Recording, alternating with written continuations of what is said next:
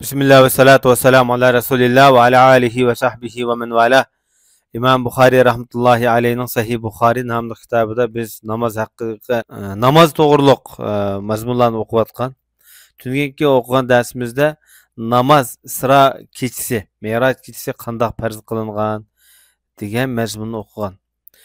Bu 349 numaralı hadiste. Bugünkü bu 350 numaralı bu hadis mi? Şu yukarı babga tabe bir hadis bulup, bu hadiste İmam Buxari rahmetullahi aleyh bizge Abdullah ibn Yusuf hadis sözlep bergen idi deydi. Bu kişi İmam Buxari'ninki Abdullah ibn Yusuf et-Tennisi namı bilen meşhur bolgan ustazı şu. Bu zat dedi bizge Malik haber bergen idi deydi. Bu İmam Malik rahmetullahi aleyh. Bu kişi dedi Salih ibn Kaysan'da rivayet kılıp, Salih ibn Kaysan bolsa bu dağınık öz devirdeki meşhur hafiz muhaddislerindeki biri Medine'de yaşagan. Şolaşka İmam Malik rahmetullahi aleyh Medine'de şu ulug zatda okugan. Hicriyaniki 130 yoki 140'dan keyin ölüp ketgan deb xotirlangan. Demak, bu 2 asrning o'ttirlarida dunyodan ketgan büyük muhaddislarniki biri. Hamda hadis ulemalari bu kishiga baho bergan vaqtida faqih mazmut ishonchlik zot deyish bilan birga muruvvat axloqni, hadisni, fiqhini to'plab o'zida jamlagan ishonchlik zot deb Imom Zahabiy bundaq noiti shahona nomni bergan.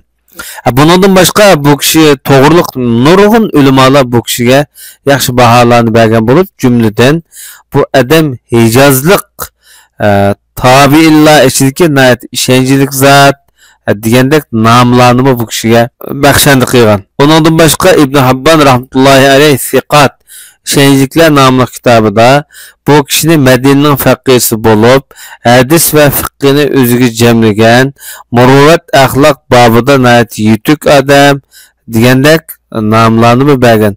Demak, bu kishi o'ziga shundoq esil sifatlari va ilmiy quvvatining kuchliligi bilan mashhur bo'lgan.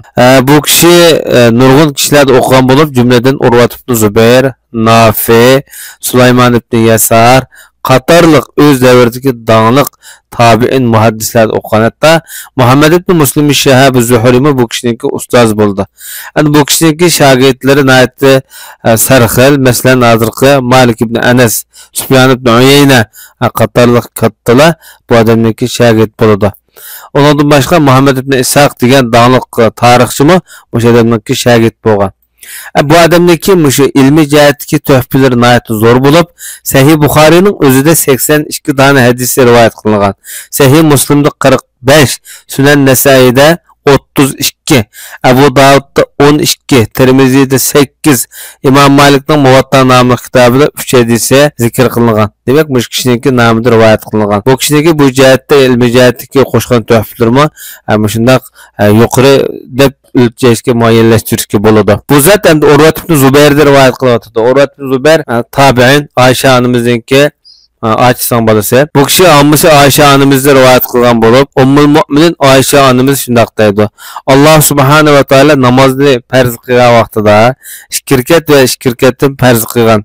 Meyli seferde olsun, meyli muqim halatda tuğan peytlerde olsun. Ondan seferinin namazı, sefer peti muayyenleştirilip, muqim halatdaki okulduğun namaz qo'shilgan deb shunaqdaydi. Demak, bu jihatda xilma-xil nurg'un ixtiloflar bo'lgan bo'lib, zot qachon farz qilingan degandek, zot masala Isro Mi'raj kechasida namoz farz qilinganmi yoki bundan burun namoz farzmidi degandek ixtiloflar bo'lgan. Ondan başqa namazning mush 2 rakat, 4 rakat o'qilish haqidagi ixtiloflarning tarixiy jarayonimi o'xshamaydigan bo'lgan. Eng muhimi, bu hadisdagi ro'ydan biz shuni bila olaylik. Alloh subhanahu va taolo Isro kechasi namozni farz qilgan vaqtda 2 rakatdan farz qilgan bo'lsa-mu, Janob Rasululloh Madinaga hijrat qilib kelgandan keyin bu namozlar bomdod namazı 2 rakat altı qilib qolgan, safardik namazlar 2 rakat altı qilib qolgan. Ondan boshqa namazlarga, masalan, sham, xuftan, asr, peshin o'xshash namazlarga 2 rakatdan bunga ortiq yoki qo'shib buniki sonini, rakat sonini ko'paytgan. Demak, bu voqea Payg'ambar sollallohu alayhi vasallam Madinaga kelgandan keyin yuz bergan.